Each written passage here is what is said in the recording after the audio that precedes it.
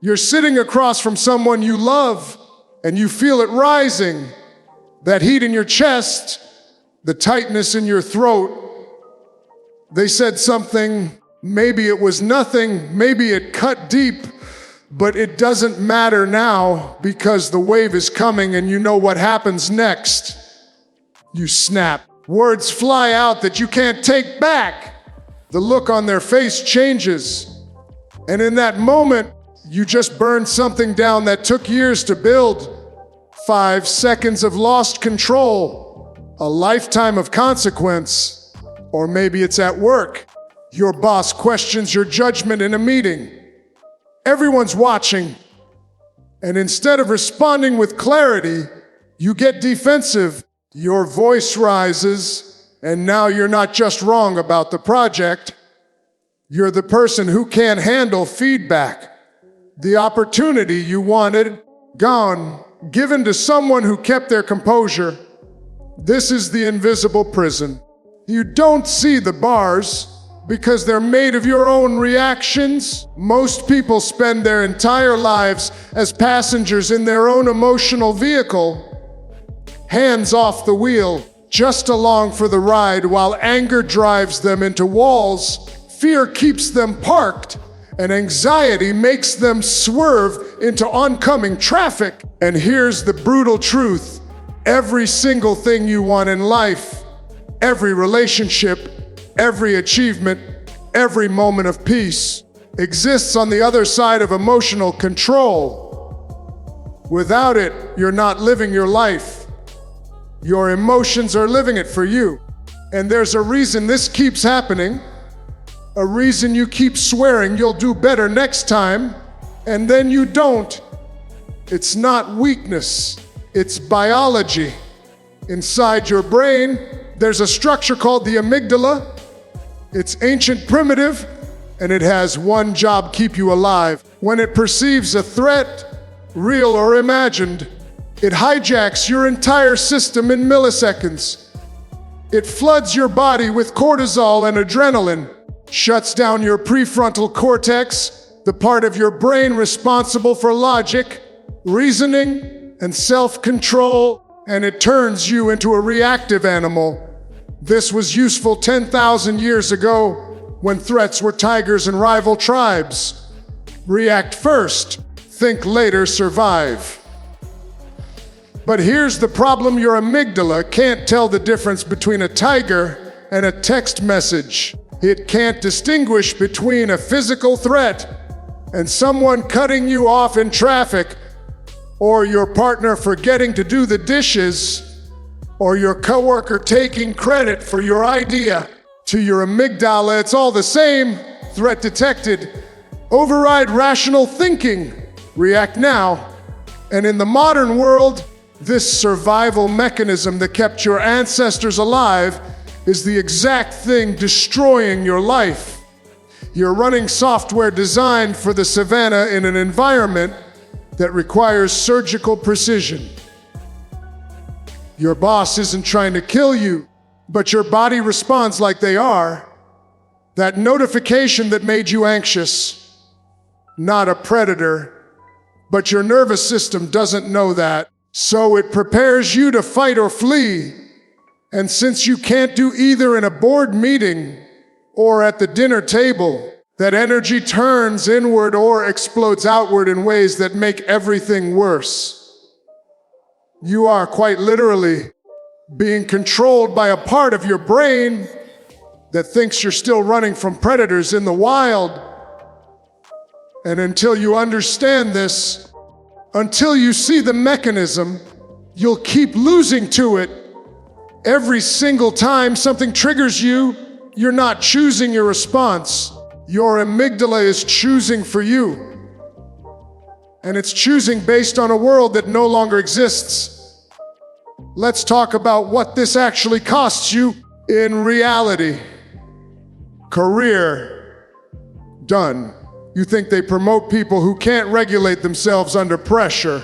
You think clients trust someone who gets rattled when things go wrong. Every emotional outburst in a professional setting is a nail in the coffin of your upward mobility.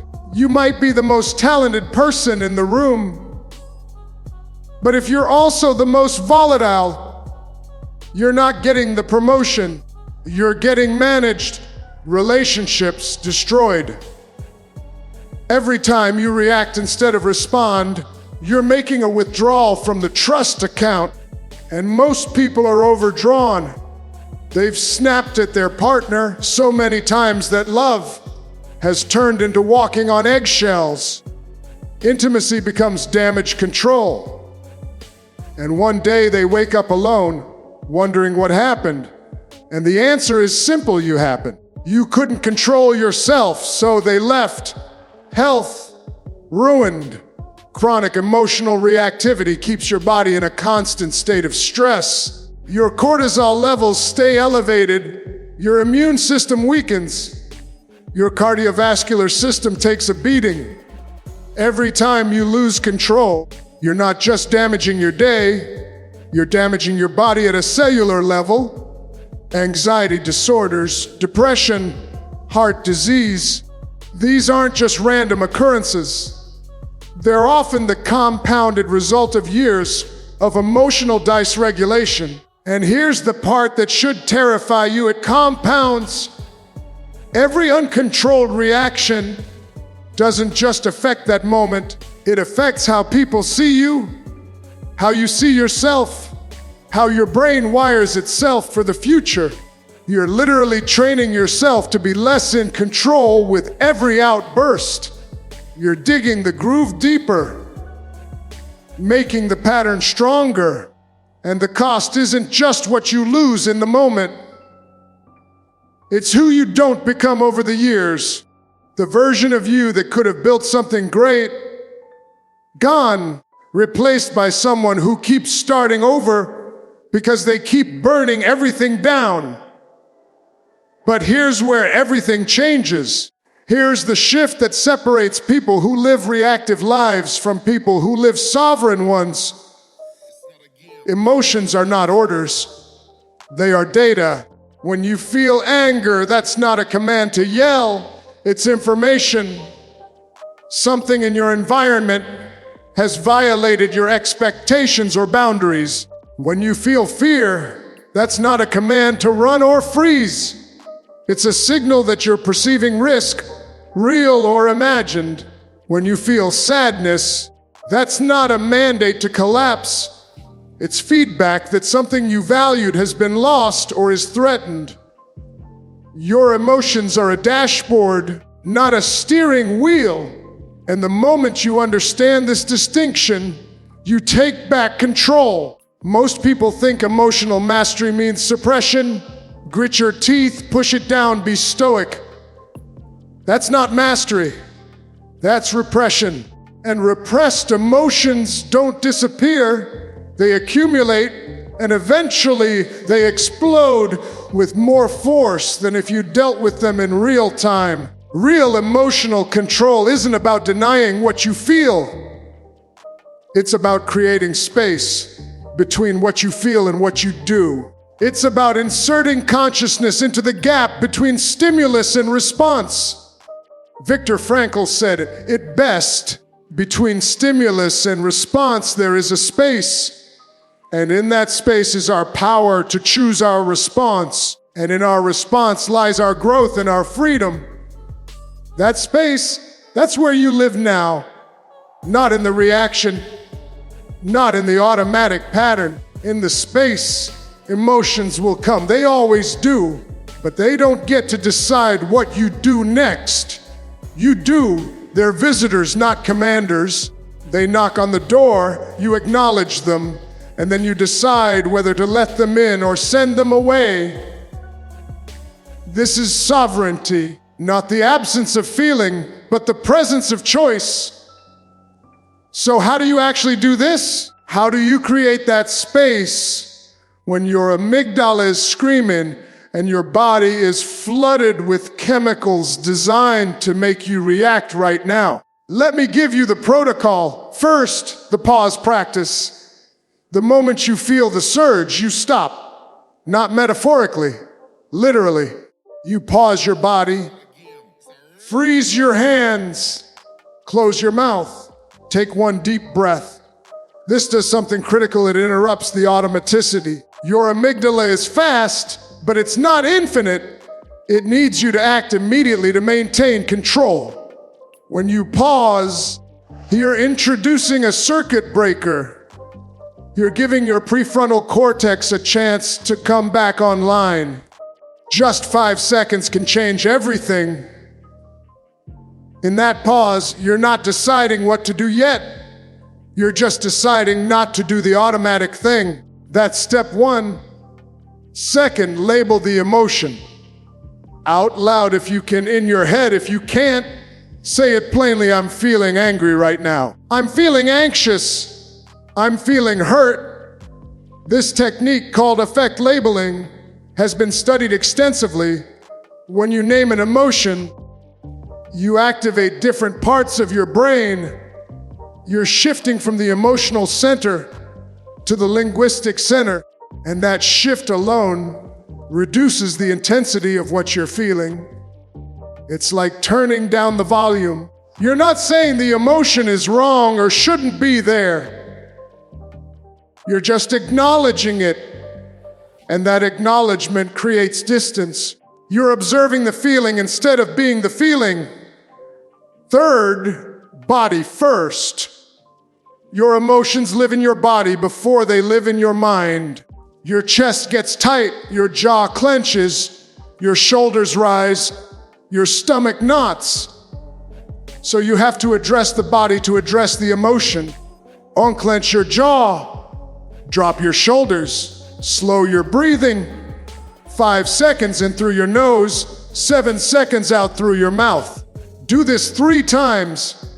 You're telling your nervous system that there is no tiger, that you are safe, that you can stand down. This isn't woo nonsense. This is vagal nerve activation. You're literally switching your body from sympathetic, fight or flight, to parasympathetic, rest and digest. You're hacking your own biology. Fourth, reframe the trigger. Whatever just happened, ask yourself, in 10 years, will this matter? Will I even remember this? Most of what triggers you is noise. It feels enormous in the moment, but it's not. Get perspective, and then ask the powerful question, what would the strongest version of me do right now? Not the reactive version, the sovereign version, the one who's in control. What would that person do? And then do that. You're not trying to control emotions anymore. You're using these tools to manage your state so you can choose your response. And when you do this enough times, something incredible happens. The gap between stimulus and response gets wider. The space gets bigger, and you start living there permanently. Imagine your life 6 months from now. Someone says something that used to make you explode, and you feel the heat rise. But this time, you pause, you breathe, you name it. Anger. And then you respond with clarity. Not because you're suppressing anything, but because you chose something better. Your relationships transform because people feel safe around you. They know you won't detonate. They trust you with their truth. Your career accelerates because you're the person who stays calm when everyone else is losing it. Leaders don't panic. And you're leading now. Your health improves because your body isn't constantly flooded with stress hormones. You sleep better, you think clearer, you feel lighter. This isn't a fantasy. This is what happens when you take control. And here's what you need to understand right now. In this moment, you're not someone who's trying to control their emotions. You're not working toward it. You are someone who controls their emotions, starting now, not tomorrow, not after you fail one more time and promise to do better. Now, this is an identity shift, not a goal. You don't try to be emotionally sovereign.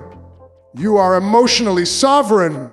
And every decision you make from this point forward is just evidence of that identity. The next time you feel the surge, you'll pause, because that's what you do. You'll label it because that's who you are. You'll breathe, reframe, and choose, because sovereign people don't surrender control to chemical reactions. You've spent enough of your life as a passenger. Get in the driver's seat. Your emotions don't control you anymore. You control them, and everything you want is waiting on the other side of that control.